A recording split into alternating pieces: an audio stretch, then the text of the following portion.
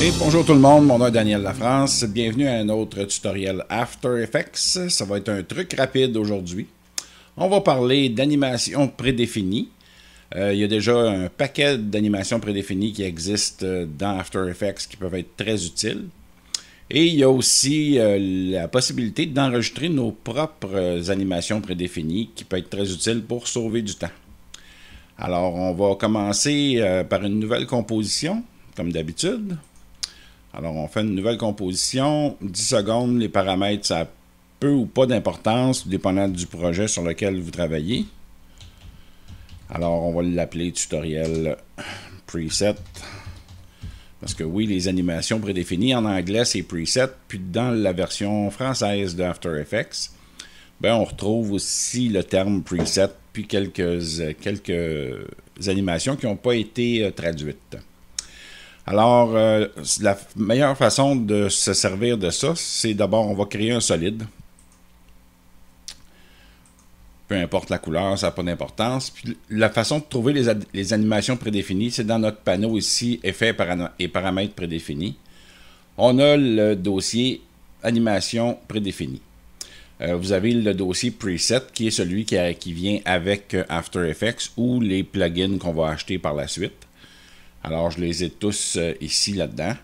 Donc, ce qui est intéressant là-dedans, c'est qu'on peut ajouter, exemple, une transition, quand on parle de transition dissolve ici, case aléatoire, NTC, j'applique ça sur mon calque et voilà. Je vais avoir ma transition qui va se faire, puis là, je peux ajuster les masques, je peux faire exactement ce que je veux avec. C'est complètement paramétrable, peu importe ce que je vais faire.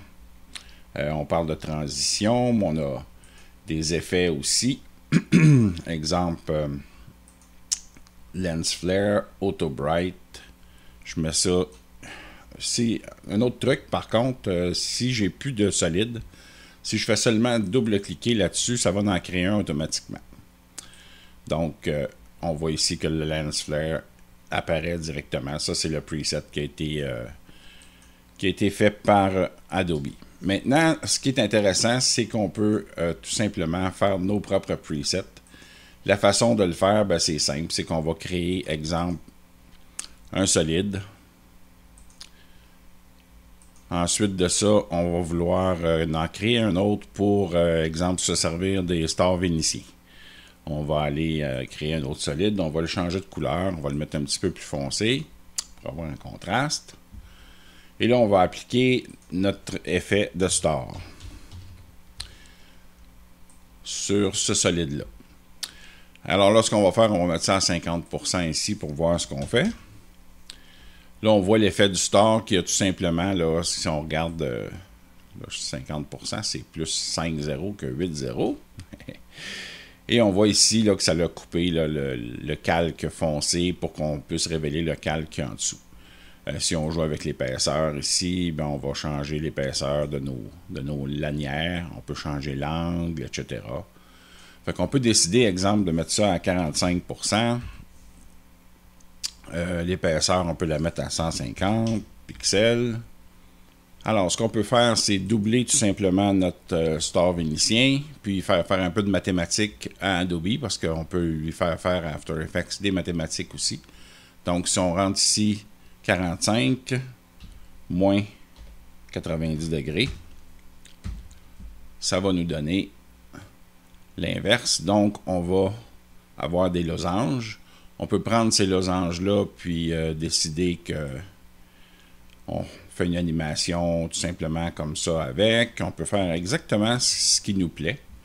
Exemple, moi, si je veux me servir de ça comme arrière-plan, ben, je peux tout simplement diminuer la taille de mes losanges en les mettant à 70, exemple, aux deux endroits. Et ça nous donne des losanges comme ça ici. Si on prend l'opacité de notre solide, puis que je la ramène, exemple, à 50% ou autour de, ben, ça va me faire un bel arrière-plan, une espèce de pattern là, que je peux me servir dans d'autres vidéos, dans une démonstration ou quelque chose comme ça. Et ça, si je décide que ça, j'aime ça, puis que je vais avoir ça comme animation prédéfinie, bien, tout ce que je vais faire, c'est que je vais sélectionner mon calque, Et je vais sélectionner les effets en appuyant sur majuscule. Je vais aller dans l'onglet animation ici. Je vais faire enregistrer animation prédéfinie. Là, je vais la classer parce que ça m'amène dans mes animations prédéfinies où ils sont classés.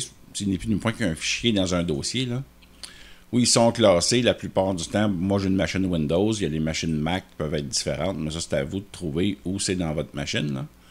Mais on va trouver les presets de la compagnie qui sont là. Et on a un dossier qui s'appelle animation prédéfinie ou qu'on peut créer tout simplement animation prédéfinie. Moi, j'ai marqué Daniel pour retrouver les miennes. Puis en marquant animation avec un A, ben, je retrouvais mon dossier aussi en haut. Donc, à l'intérieur, je peux mettre des dossiers qui contiennent d'autres animations qui sont classées pour me retrouver plus facilement. Tout simplement renommer mon animation prédéfinie pour bien la retrouver. Arrière plan losange. Et voilà. Et si je veux les classer, ben, je vais tout simplement créer un nouveau dossier qui va s'appeler arrière plan. Et voilà. Et je vais choisir ce dossier-là pour enregistrer mon animation prédéfinie. Alors, ce qui va arriver, quand je vais, tout simplement, je vais enlever ça de là, supprimer mes... remettre ça à 100% ici, et voilà. Quand j'ai mon, mon calque sur lequel je vais appliquer mon animation, ben, je vais tout simplement aller fouiller dans mes animations prédéfinies. Je vais trouver mon dossier arrière-plan.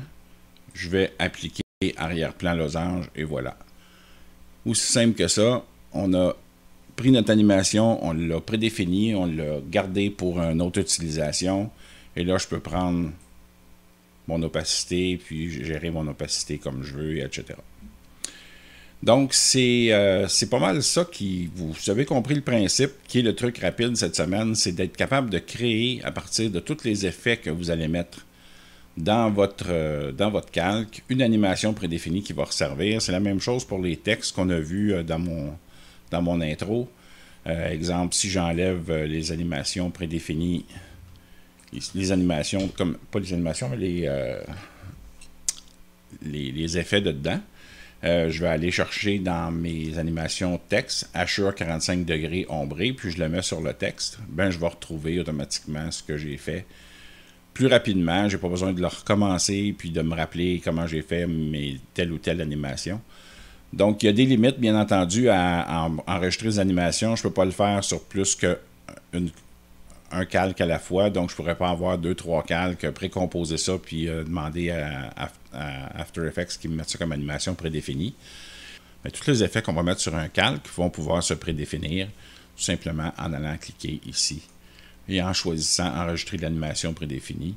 C'est sûr qu'il y a d'autres moyens de le faire. On va ici, on peut le faire la même chose, enregistrer les animations prédéfinies à partir de là. Mais c'est toujours en sélectionnant notre calque et les effets qu'on veut avoir dans notre preset en bon canadien-français.